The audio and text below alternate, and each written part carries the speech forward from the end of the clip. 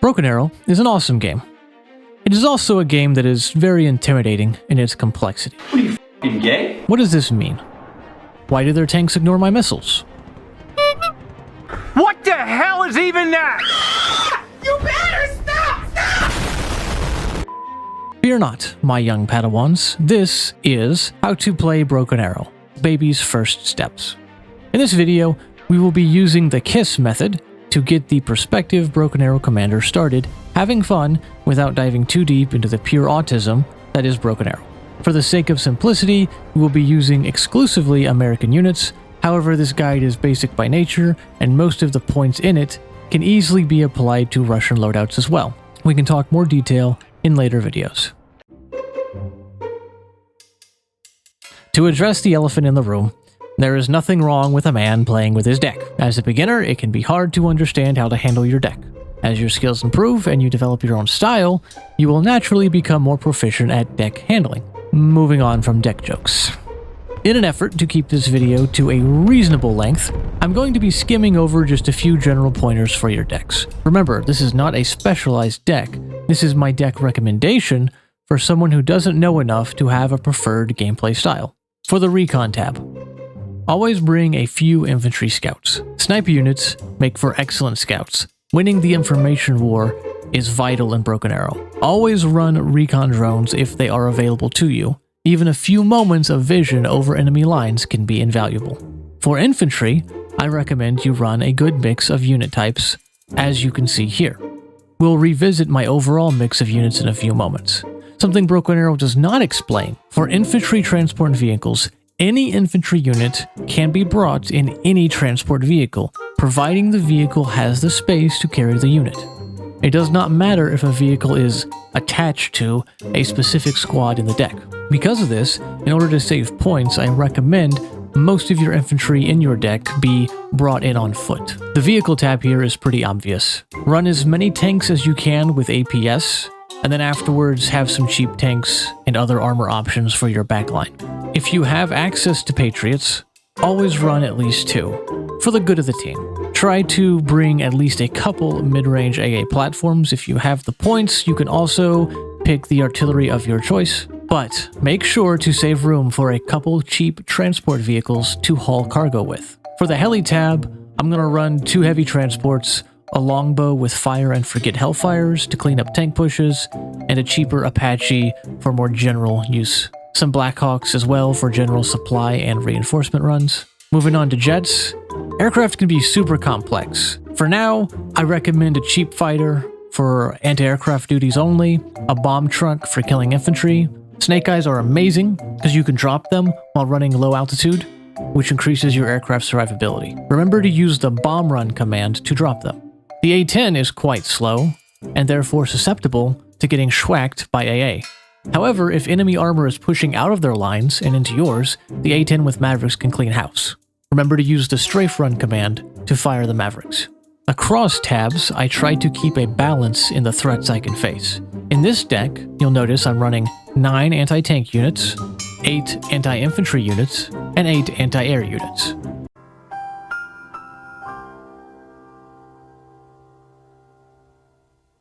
For every vehicle you run, always check if it has an APS option. APS is the single most useful modification in this game. With our deck well in hand, let's move on towards the game itself.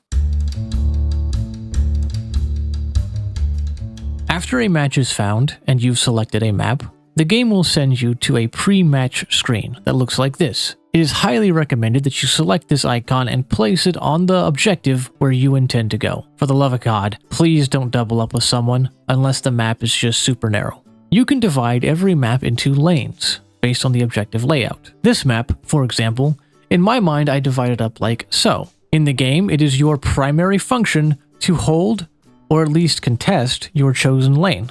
We will discuss this more thoroughly in part 3. Once past the loading screen, we'll actually begin the match. During this opening phase, you should be doing 2 things simultaneously. The first thing to do is pay your air tax.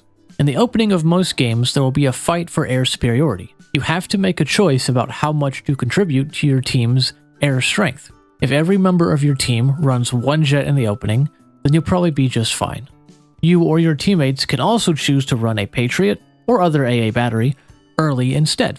Be sure you are contributing to your team's air attacks in one of these ways, or you can expect to see your team get off to a rocky start. Your priority targets should be enemy jets until you see an enemy transport helicopter or aircraft.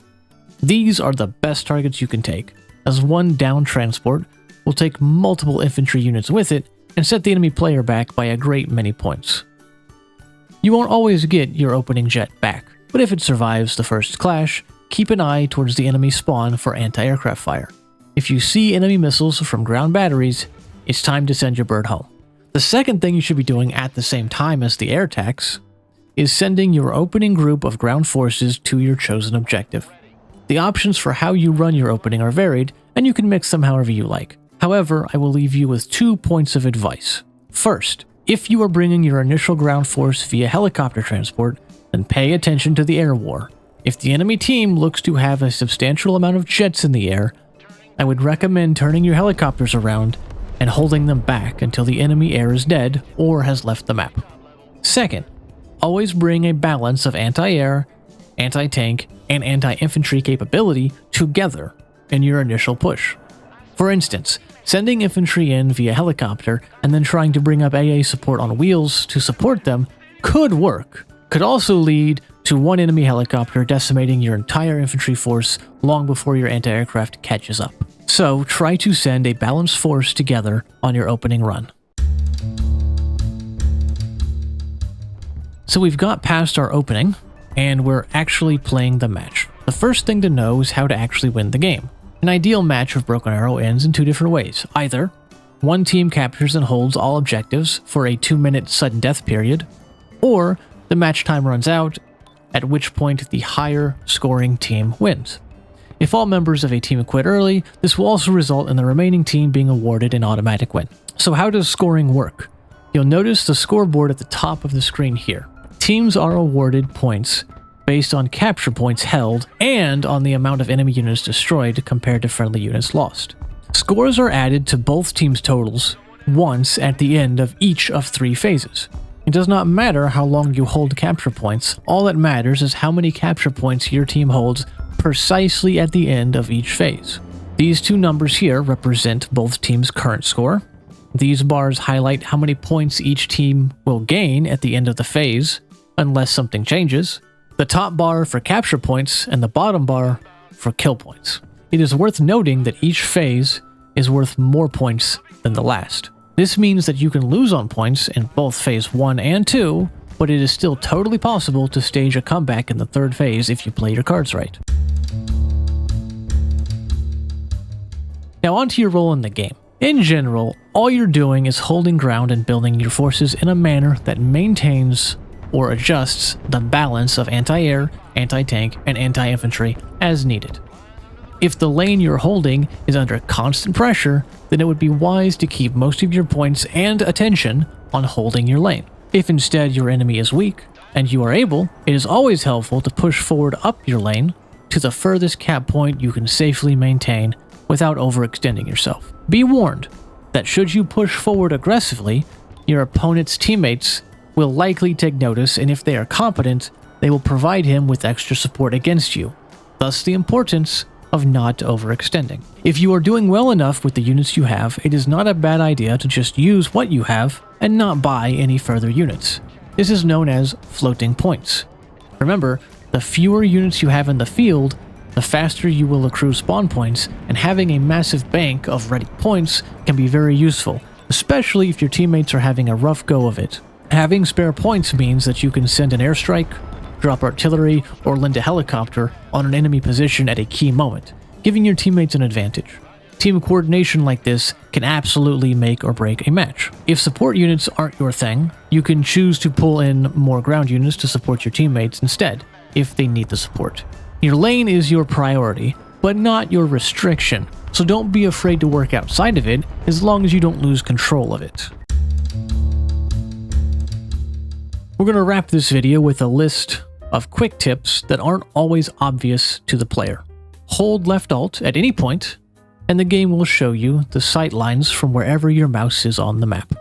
All of your unit commands have keybinds. Click on a unit, then hover your mouse over the commands on the lower right-hand side of the screen to see the keybinds. You can tell your ground units and helicopters which direction to face.